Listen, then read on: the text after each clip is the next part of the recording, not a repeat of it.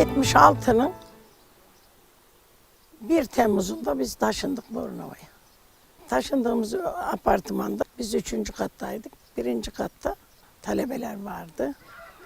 Onlar canının istediği bir şey olduğu zaman tabii bizim eve teklifsizdirler.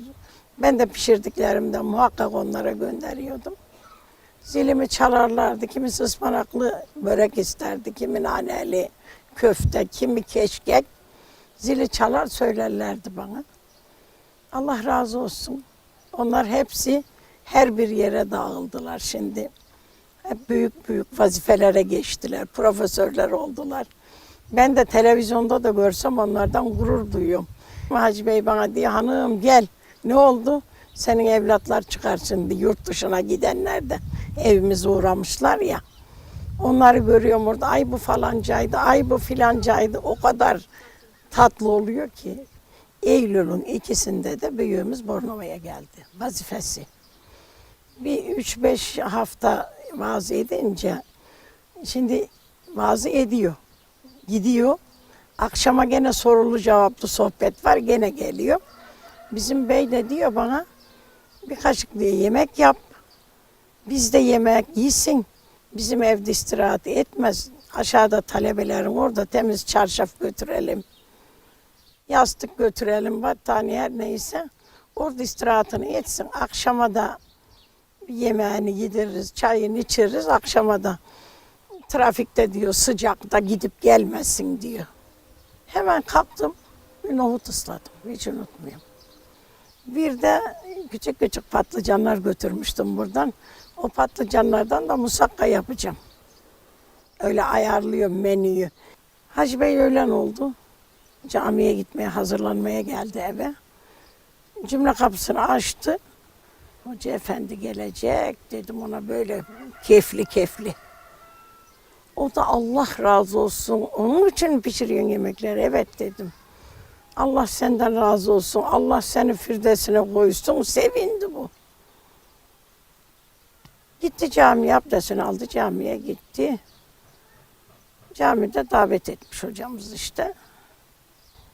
Bizim evde 23 kişi olmuş o gün. Öyle bir başlangıç oldu.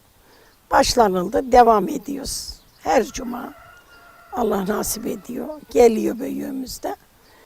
77'nin kaçındaydı bilmiyorum. Rahmetli Turgut Özal gelmiş İzmir'e. O zaman daha devlet planlamada çalışıyormuş. Neyse, gelince camiden çıkınca hocamızın koluna girmiş. Hocam beraber yemeğe gidelim demiş. O da demiş yok sen bizim misafirimizsin, biz seni yemeğe götürelim. Sen gidelim ben gidelim deyince hocam demiş sen bizim gittiğimiz yer gibi bir yere gidemezsin demiş. Bizim demiş yer sofraları demiş işte köy kilimleri falan bir espri yapmış. Özal'la beraber gelince ikisi oturmuş divanın üstüne yan yana.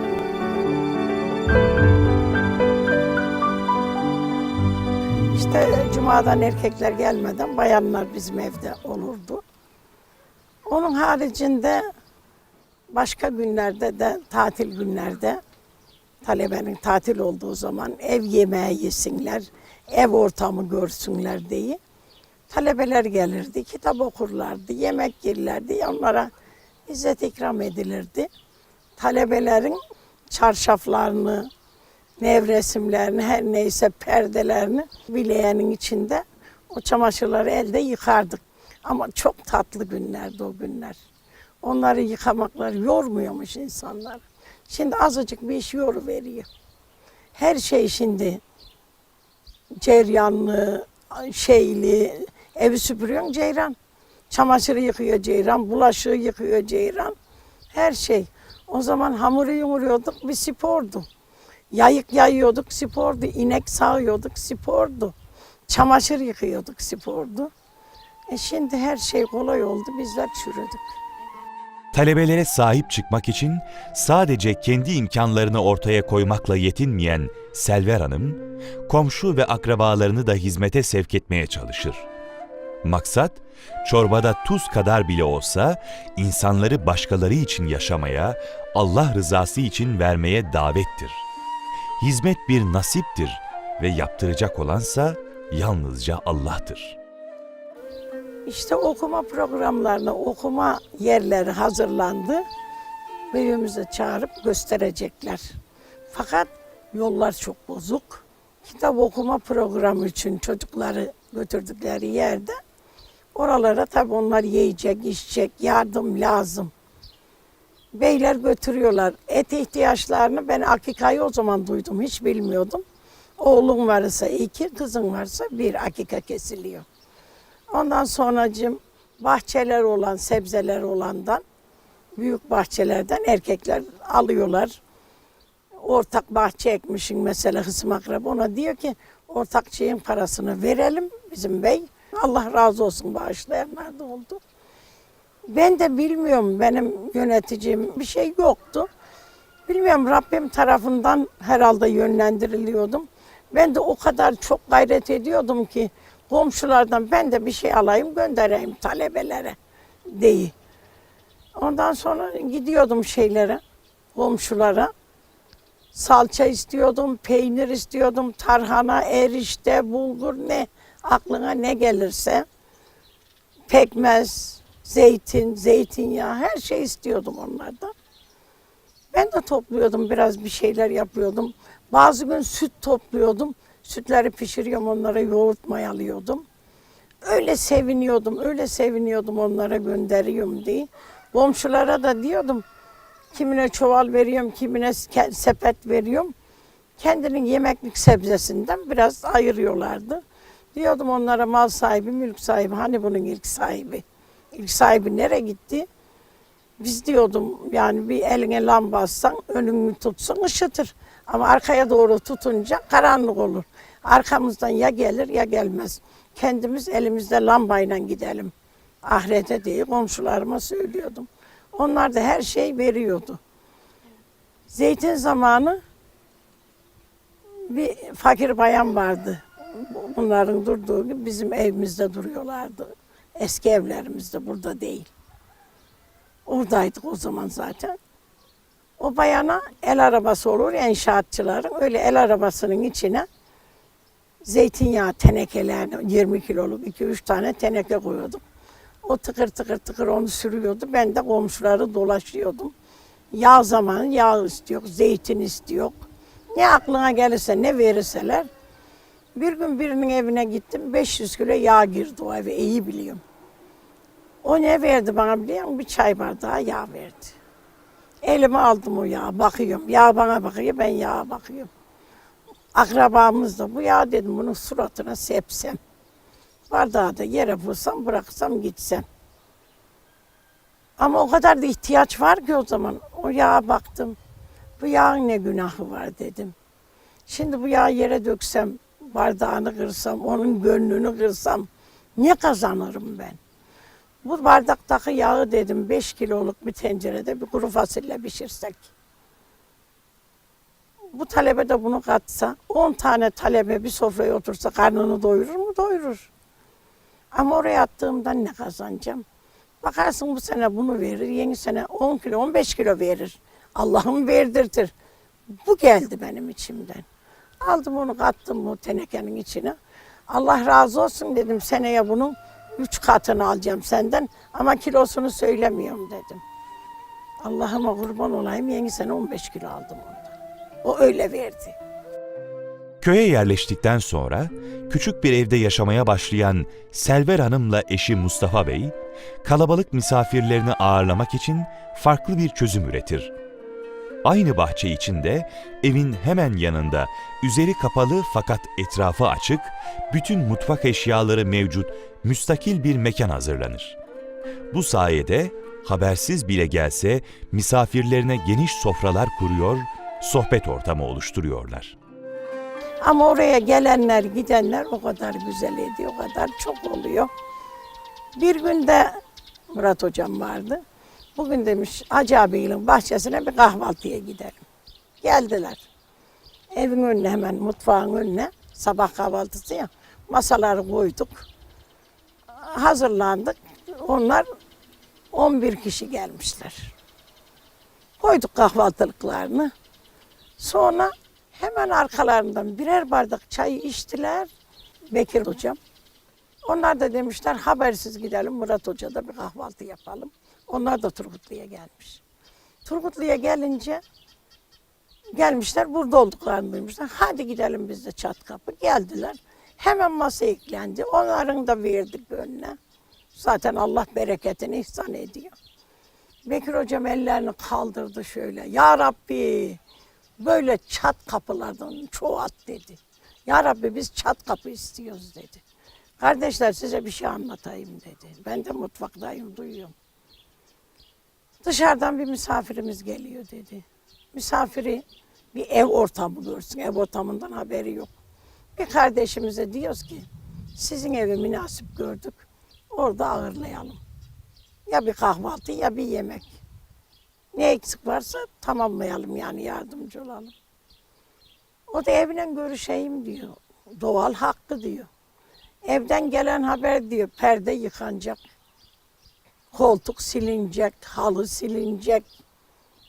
Ütülenecek, asılacak. Börek yapılacak, çörek yapılacak. Senin perdeni ne yapacak kardeşim diyor.